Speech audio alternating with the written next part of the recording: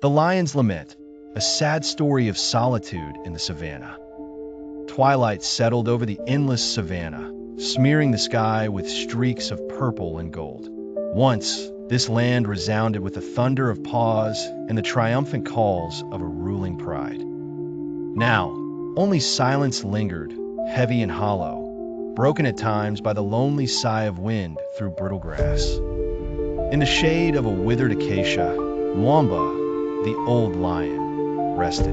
His magnificent mane, once as dark as the thunderclouds that brood on the horizon, now carried streaks of pale silver. Scars texturing his flanks spoke of battles fought, territories defended, and loved ones guarded. Those days felt like distant thunder, audible, unfathomable, already fading. Mwamba's pride had once flourished beneath his watchful gaze. Cubs tumbled between sun-baked rocks, lionesses lounged in the heat, and every evening, Mwamba's roar braided itself into the wind, a warning, a song, a promise. He had been king under the endless African sky, yet time, merciless and quiet, had picked his world apart. First a drought, then hunger, and as prey thinned, so too did his family. The lionesses left in search of hope, the youngest sons chased out by rivals. Mwamba remained, tethered by age to the only home he'd ever known. Shadows dappled the grass, reminders of those departed. Night crept close. Mwamba lifted his head and let a rumbling groan escape his throat, but it fell flat, unreturned.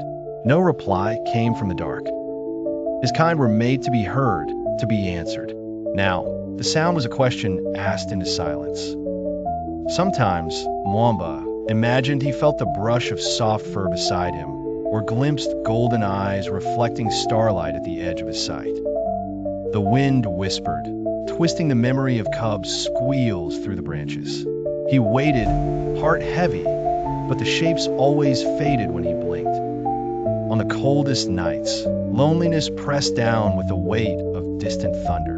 Mwamba wandered the old trails of his kingdom, each footstep stirring the ghosts of his dynasty. Bones whitened among the pale stones, a zebra fallen to the drought, a gazelle too slow, but also the bones of past kings, sun-bleached and silent. Mwamba paused beside an ancient skull, its empty sockets turned skyward. He roared then, loud and reckless, a song of longing and loss, mourning the pride that no longer gathered, the kingdom now invisible in dusk.